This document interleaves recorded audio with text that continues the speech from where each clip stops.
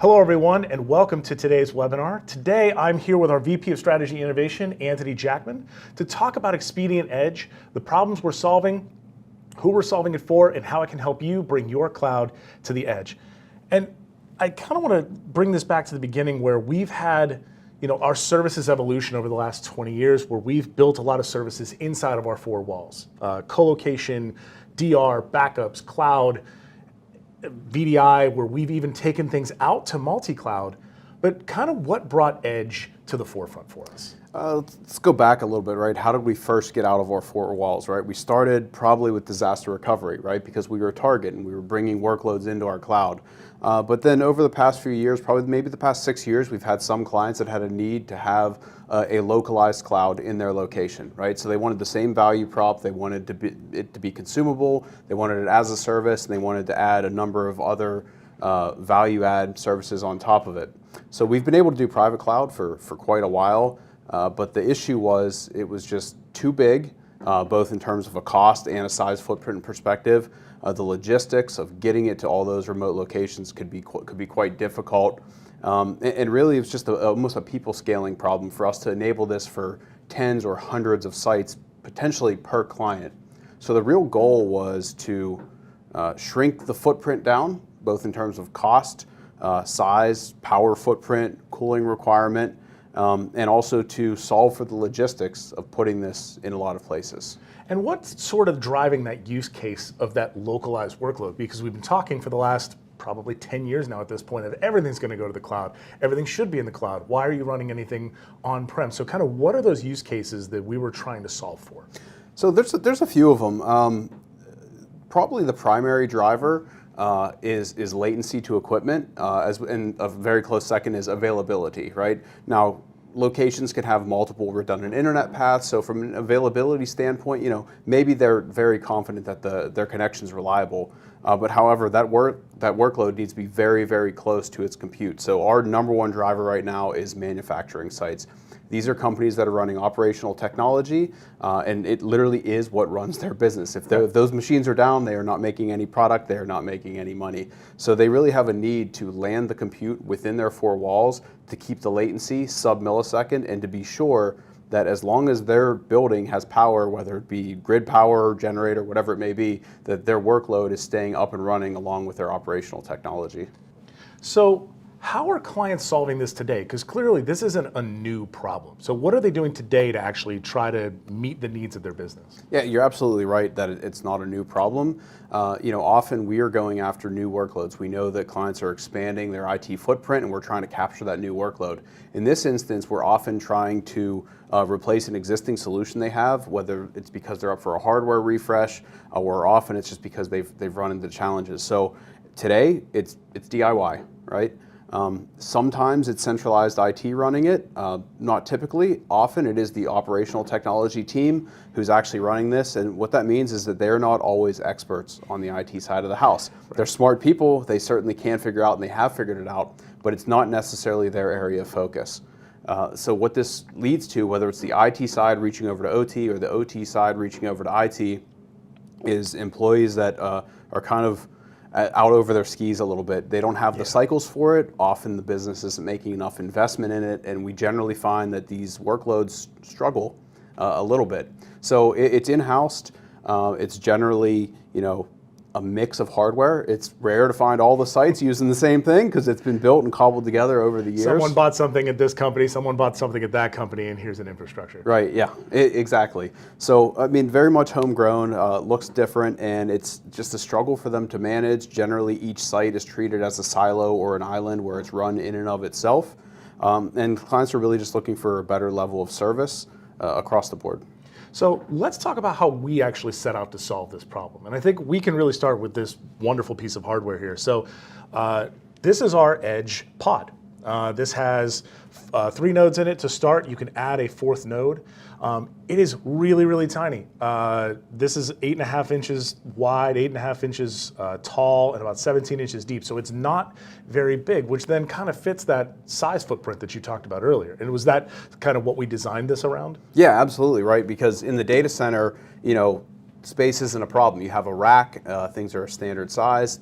go up to 42U of them in one place, it's not a big deal. But our clients don't necessarily even have a rack, and they maybe don't want to. They might want to run it on a desk. Literally, we could run this on this desk right now. It's not required to be in a rack. So obviously a very small footprint. Another important thing is the power footprint of it. Data center equipment generally requires a little bit more thought to how you're powering it. This can plug into any standard wall outlet. As it could just be a single one, doesn't even need to be redundant. And then from when you think about this is a small box. How many sort of workloads can we put onto this? Because this, in a lot of times when you see compute get smaller, the resources get smaller. And so the types of workloads that can land on that get smaller. Kind of, what is the scale of this platform? A lot more than you would think. So we like to say, for nice even round numbers, this is a great fit for that 10 to 100 VM workload. But quite honestly, you could fit many more than that depending on your particular workload. So we have kind of t-shirt sizes of it, small, medium, large, which for the processors means 12 cores, 24 cores, 32 cores per blade, up to 4 blades. And the RAM, we've chosen to just give each size one amount of RAM to optimize performance, and that can go all the way up to 1.5 terabytes of memory in the box, which is quite a large workload. I mean, that's a lot of RAM in a very, very small box. And then from a storage standpoint, because one of the things that you also find is, network cameras or databases that live at these sites, these workloads that need to stay local, it's not like because they're local, that doesn't mean they don't have storage requirements. So, how much storage can we put in one of these? Also, quite a lot of storage can fit in here. So first thing, all NVMe. Very high performance, also very tolerant to things like vibrations. Unlike spinning disks, vibrations, dust, etc., it's going to handle all that very well. And we can get very dense on the storage. Each blade can handle up to 7 3.84 terabyte capacity drives. So in aggregate, we can get to, how much is it? About 30 terabytes, I believe? 30 terabytes usable. Before compression, we like to swing conservative, give the clients the benefit. Whatever compression they get is theirs to have. And then from a security standpoint, all of that is encrypted. Absolutely. Encrypted at rest is really just table stakes at this point. Right, you have to have that. And then when you mentioned dust, and you mentioned these are going into manufacturing facilities, they're not exactly known for having the most hospitable environments. So kind of, is this built to go into those hospitable environments and inhospitable environments, and how does that actually work? Yeah, it is. I mean, you're not going to want to dump water on it. It is electronics. However, the number one environmental that this can deal with is temperature, which is really what is a problem at these types of sites, right? It's not a very well air-conditioned data center where it's 74 degrees every day of the year. This can run up to 130 degrees Fahrenheit at 100% of its performance profile in perpetuity. So it actually exceeds most of the temperature standards. And I think that's sort of key for these areas where we're putting them when we're talking about manufacturing, and even in retail spaces where you don't have that computer room, right? You don't have all that cooling to help with all of that. But this is really more than a box. Right. It's really cool to have this hardware and to have all these capabilities at the site, but what are we doing beyond that? Because you mentioned each of those sites were previously treated as a silo, so how are we helping with that problem? So first off, we're going to help with that problem just in terms of how we actually deploy it to the site. Even that can be challenging. So we've solved for deploying these at scale in terms of number of clients as well as number of sites per client. So we've figured out how to drop ship this gear directly to a client site. The cabling diagram is extremely basic. We're talking about 3 or 4 cables, power cord into the wall, call Expedient and tell us, hey, it's there, or you can use our white glove installation service. It's going to show up in our portal and register to a centralized management console. That centralized management console is how our clients can control all of their workloads, no matter how many sites they have.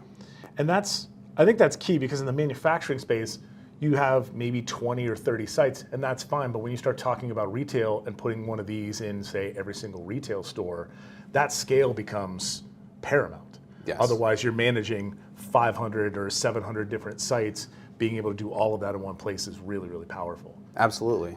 And then what are we able to land on top of this? Because you mentioned that we're kind of coming out of our 4 walls. So what can we take from our 4 walls and put onto the platform? So most of Expedient's service portfolio can be laid on top of this. A couple services that are kind of tailor-made for Edge, our cloud file services platform can land on this. That's really unique in that it can give clients 100% of the performance they need while offloading things to the cloud in the background from both an availability, a durability standpoint, but also for keeping costs down. So that's a great service that can go on top of this. Our operations control product can go on top of this. So if clients need a little bit of service above the virtualization layer, they need us to step in and help them to patch and monitor and maintain their operating systems, we can do that as well.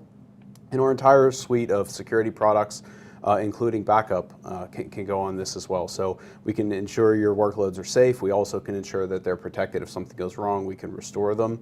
And those backups can happen locally, and obviously we're also going to replicate them to our cloud. Right, so we're protecting those backups. And one of the things I hear about in terms of Edge as an overall term is we want to run containers in cloud native at the edge. Can this run a cloud native platform as well? Yes, a few years ago, Expedient launched our play on cloud native, so we can do Kubernetes as a service. That Kubernetes as a service platform can natively consume the Expedient public cloud. It can also natively consume this. So if a client is starting to move towards more of a containerized workload, we can lay that platform on top of here. They can develop those workloads, and more importantly, they can do it the same way they are in their centralized cloud as well. And then that same platform can be used to manage multi-cloud, so they can manage AKS, EKS, and GKE from the big hyperscale providers as well. Right, yeah. I mean, we can take their existing Kubernetes clusters and adopt them into it, so they can actually get a higher level of service on their existing platforms because it'll give them unified visibility, one way to patch, monitor, maintain. That's really, really powerful. And I think that's sort of where the Expedient value proposition comes in, because when we started to solve this, we were really targeting those manufacturing facilities. We were targeting retail facilities, and kind of talk through that sort of plant IT, because we've been working with a client on this and kind of the problems that they were seeing and what they wanted to solve. Yeah, we're working with a number of clients on it, and the problems that they were seeing, number one, availability. What we've found is that the solutions that are in place today have generally not been sized appropriately, or they haven't been sized appropriately given the growth that their workload has seen over the years. So maybe steady state, they're running okay, then they patch a node. Node comes out of the cluster, all of a sudden their CPU cycles spike up towards 100%, and their plant equipment is dropping packets out of its historian. So now that we're pushing these nodes out to these edge sites, how are the clients bringing that together and actually seeing all of that and managing it together? And are they having to patch all of these things for themselves? No, absolutely not, right? It wouldn't be a great managed service if they had to do that. So we're giving the clients the benefit of one place to log in, one place to view everything, one place to deploy and manage their workloads, right? What's important to their business. But on the back end, we've deployed that infrastructure so that we can reliably manage it at scale, which obviously includes patching. It might sound trivial, right? Over the years, updating these things has gotten a little bit easier. Not the case whenever you have tens or hundreds of sites, and you need to be able to do those all within a reasonable time schedule. So client gets to just forget about that. Expedient's going to manage all of it. Also, that management plane we've built to be deployed through automation, so that whenever we're going to give this to a client, it's as simple for us as collecting a number of variables from them, clicking the button. Now, why do the clients care? That means it's going to be done right the first time, and they're going to get their service quickly. That service is also highly available across multiple cities. So if the primary instance of that management plane runs in Pittsburgh, if Pittsburgh for some reason goes dark, it's going to automatically move to Cleveland. Clients aren't even going to know that anything has happened. They're going to be able to continue to manage their workloads. And that management plane, we built that using our own technologies, right? We did. Awesome. Which technologies were those? So at the base, this is a VMware-powered cloud, so there's a number of VMware pieces in it. The automation plane is a lot of homegrown things that we've built through tools like Ansible, Terraform, et cetera, that allow us to deploy and manage these things at scale. And then there's obviously a lot of network chops in there. So we have a service we call Push Button DR. This is actually powered by Push Button DR. Nice. What that means is that when it fails over, nobody knows it has moved. The public IPs move. There's no pointing to a different DNS server. Everything just kind of magically happens. And that I think that speaks to the power of what we've built over the last 20 years of having DR and our own cloud, so that when it came time for us to build something, we trusted it to build for our clients in that manner. So when we started talking about solving problems, you mentioned that every single one of these sites was a silo, and bringing that together under one central plane. What does that do from an infrastructure standpoint? So I think I get what you're hinting at here. What if a site's internet connection is down and it can't talk back to us? Is this what you're talking about? I feel like centralized control means the control plane is somewhere else, right? Which is kind of the concern I think a lot of these clients had in terms of moving their workloads out. So by having management external to the site, what does that mean for those workloads that are running on site? It really kind of gives them a best of both worlds in that this unit itself and whatever compute is running in here is not reliant on the management or the control plane. Meaning if that site goes dark from an internet perspective, their workload's going to continue to running. So they obviously lose access to some things, right? Well, what don't they have? Can't go deploy a new workload, right? Because the management plane's down. Your backups may not replicate off-site. They're still being taken locally. Your data's still being protected. The replication can't happen. When the link comes back, replication's automatically going to spin back up and catch up. And then you mentioned kind of earlier that there's a people problem, right? You have the OT side of the house managing these, or you're starting to grow into too many sites, but maybe there's not enough people to support all the sites. So how does Expedient help in that regard from a scaling standpoint? So obviously we talked about the deployment, right? That's number one. Your people don't have to figure out how to deploy this. You can literally just tell us this is the location where it needs to go, and here's the site access procedures, and we will take care of the rest. We will obviously build the platform for you and then continue to patch and manage it. If there's any hardware issues, we are going to handle the break fix. We're going to send someone directly to site to do that. Let's say that you started with 3 nodes because it fit and then your business grew. We can give you 50% more compute by adding in that 4th blade. 3 blades, n+1, you only have 2, add 1 more, 50% compute. Wow. All you got to do is make the phone call. Expedient will send someone out to the site, insert another blade, grow your compute capacity by 50%. I think that's kind of incredible because very rarely do you add 1 to 4 and get 50%. Right. So I think there's also the services that expand onto that and kind of taking on those additional pieces. And when we scale that with the people, I think there's a really, really powerful solution here. And then how does that fit into that manufacturing space in terms of we've built a ruggedized platform to go into those locations? Kind of what are we seeing from these clients that are working with us from the manufacturing side of what they're able to go do from that? Well, really what it lets them do is forget about all the headaches they had and the issues they've had patching and maintaining these things, and they get to go focus on, okay, well now I know the compute's working well. If I have an issue, it's in my OT software and I can go address that directly. Or I can up the level of service to their internal client of what they need. So as a great example, one of the first clients we're working with thought that they could get more value and ultimately save money if they turned up the granularity of their historian, because what they're doing is collecting millions of data points about all the gear in their plant, and they're using those data points to tweak and tune their process. But the more data you collect, the more compute you need. And they were kind of stuck, and this allowed them to jump over that hurdle and go deliver value back to the business. And I think that's really where the overall Expedient story really sits in terms of building solutions that help provide clients with the time and the capability to focus on the things that actually matter, which is improving their business processes or improving their products and not worrying about keeping the lights on. I think this is a really, really great solution. And I think we can turn it over now to the audience for questions.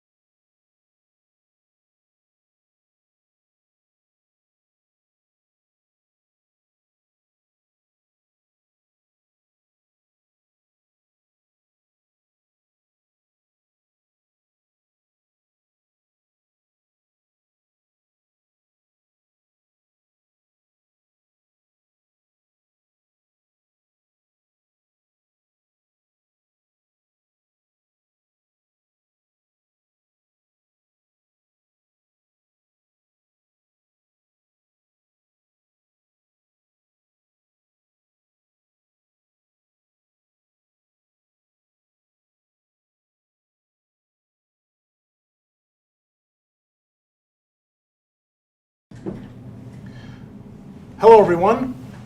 Welcome back. We've been taking your questions and answers on Twitter and LinkedIn using the hashtag EXPEdge23. You can see that down below, and you can put in your questions to have them answered now. We have gotten some questions, so we're going to go ahead and take the first question here. Our producers, Nick and Nick, are here. They've been collecting all these questions. The first question here is the Edge expandable? What if I need to add more resources later? And I think that's kind of how we built the whole platform, right? Right, yeah. As we said before, our default is to put 3 nodes in the platform, and the reason we want to start with 3, if possible, is that it allows you to add that 4th node, which actually adds about 50% more compute. How does he do that? 3 nodes, n+1. So only 2 of it we're counting as usable. You add 1 more node, we're actually going to add 50% more compute. That's the first way you can expand it. The other way is, as we said, this is kind of t-shirt size, small, medium, large. So let's say you started with a 3-node small, you steadily grew, we added a 4th node, and your business expanded a lot more than you thought it was going to. We hope that happens. We hope that happens, right? The easy thing we can do is set another one of these alongside of it, bring it online, a medium or a large, and live migrate your workloads over. So there is the flexibility to upgrade or replace the hardware as needed, because again, it's less about the hardware and it's more about the service that you're getting. Right, and I think that's kind of key here. It's that you're not necessarily stuck in the specific size when you bought it. Let's take the next question. Does Expedient have a way to install Edge for me? I don't have people at all of my sites, and I think this is kind of one of the bigger challenges of Edge, is that it's not just in one data center or a couple data centers, it's all over the place. So how do we help clients who maybe can't install it for themselves because they don't have any people there? So yeah, right, installing one site, fairly simple. Yeah. Installing 15, 20 starts to get difficult, especially if you have an aggressive rollout schedule. So we do have a white glove installation service where our project managers will schedule with you when that installation is going to happen. We'll dispatch someone to the site along with the hardware, and they'll effectively plug it in, call Expedient on the other end, and validate that our service is online and we're good to go and start getting your workloads migrated. And I think that's kind of key here, because that allows you to effectively scale your people very temporarily to get everything into the right places. Right. And that's really sort of the base of why we're building this platform, is to help you scale not just the technology stack, but the people as well. Right, a big part of this was solving for logistics of how we deploy all of these sites reliably, consistently, very quickly. Awesome. Let's go ahead and take the next question here. What kind of monitoring and patching is Expedient doing? And I think this is a bigger challenge that a lot of folks who have built an Edge platform kind of run into, is how do you manage and patch and monitor everything across all these sites? So how is Expedient doing this maybe a bit differently? So one of the things we did strategically from the start was we tried to make this look like an extension of our current cloud suite, right? Okay. We've been running many cloud pods for a very long time across all of our data centers as well as at client sites, and we've developed a very robust way of monitoring those. So we wanted to extend that onto this rather than build net new, because that allows our monitoring analysts to take advantage of all the tool sets and all the automation that we've already built. So we know when these things come online, they're effectively just plugging into our existing monitoring and management pipeline. You know, that's how we manage the base platform. But again, our monitoring and management can also extend into the operating system layer. And from our perspective, whether your workload's running on Expedient Edge, in your data center, or it's in an Expedient, or if you're running in a hyperscaler on another platform, if we're monitoring the operating system, it looks the same to us everywhere. And I think not only that technology stack, but also the knowledge stack. We've been doing this for a really long time at a larger scale than most clients are actually doing this. So I think that's an opportunity for you to take advantage of the scale that we've already built and all of the effort that we've put in over the last 20 years. Let's go ahead and take the next question. We're a retail organization. Could I put this in our stores? And we talked a lot about manufacturing as the sort of target use case that we originally brought this out. But retail is another one of those sort of spaces where how do we actually get these into the right places and be able to do distributed computing? So how do we put this? How does this fit into a retail space? You're correct that retail is also interesting. It's probably our number 2 behind manufacturing in terms of demand. And what we're seeing is that retailers are increasingly putting more intelligence in their stores. They're putting cameras there, they're recording where people are going, how often they're visiting certain areas of the store to understand where demand is, and analyzing that data locally is becoming more and more important. So there is demand from retail, and in terms of how this fits into a retail outlet, again, we don't care where you put it. It doesn't have to go in a rack, doesn't have to be temperature controlled, it can just sit on a desk, it can just sit on a shelf. If it's something where it's an environment where you really want to keep the noise down, this can be delivered in a noise-proof cabinet. So retail really is a great fit for this as well. And I also think that's not a small reason why we made this, well, we went with a physically small platform like this. We wanted it to be able to go into those sorts of spaces where they don't have the physical space for a whole rack. Right, we didn't want the client's location to be a limiting factor for adopting the platform. Got it. All right, let's take the next question. As always, by the way, hashtag EXPEdge23 on Twitter or LinkedIn to get your questions in as well. Is this like AWS Outposts? Because it sounds really familiar. And I think it's very easy to compare the two. But talk to me through how they're different.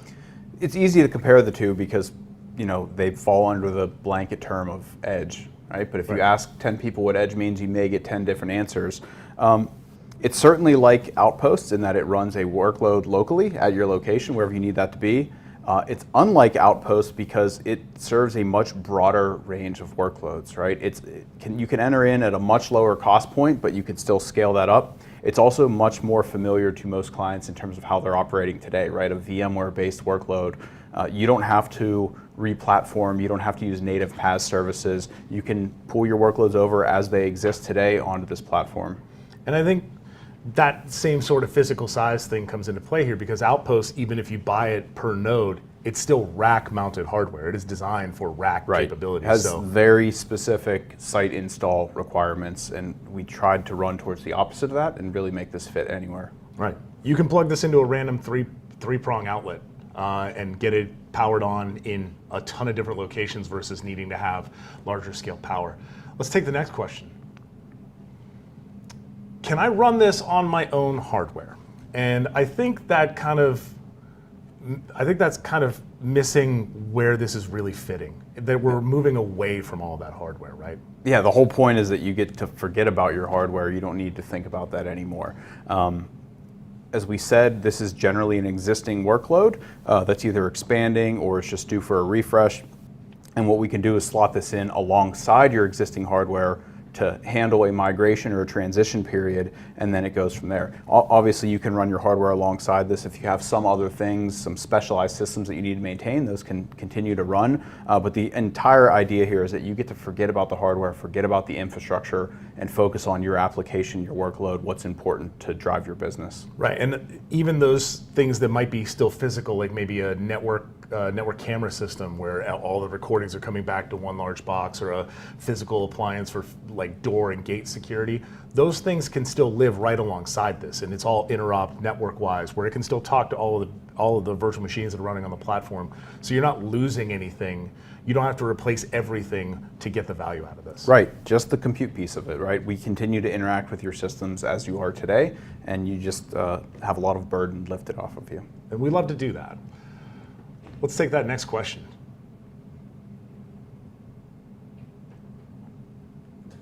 Hold on, we got another question. There we go.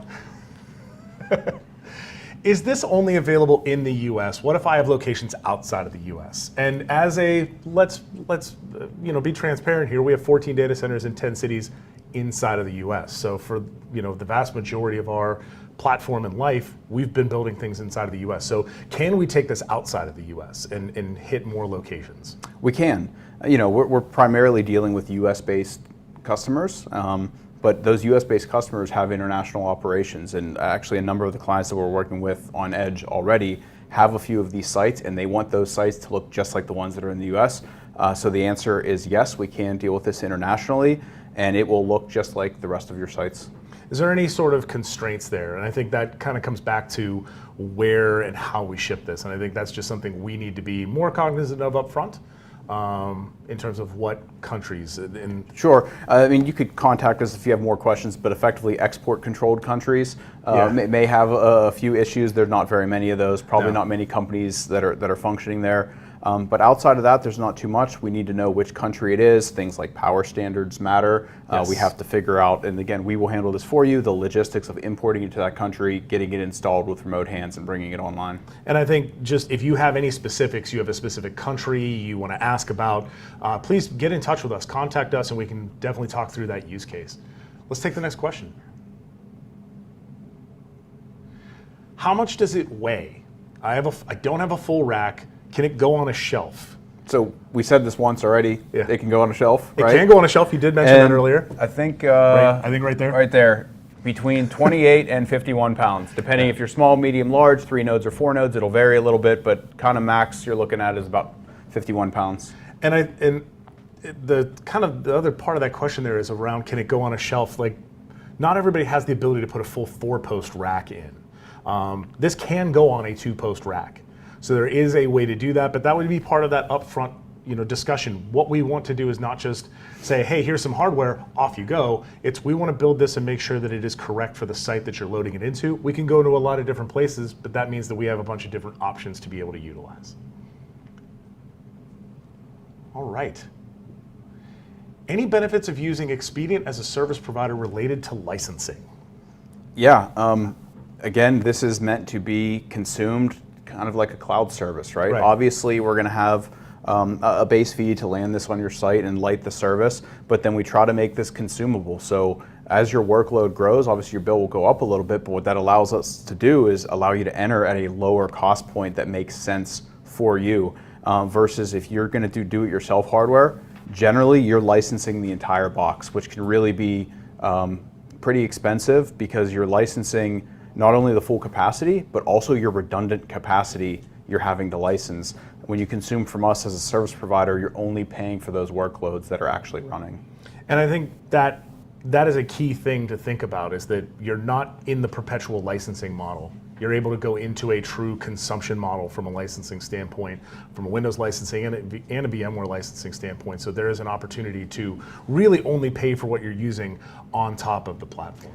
Not only that, but you also get to forget about the concept of licensing overall, right? You're not maintaining an ELA with multiple software vendors. You're just consuming a service from one vendor. We are handling the licensing on the back end. Yes, and we have a whole lot of people who are very, very good at making sure that you are getting the best value out of that whole licensing.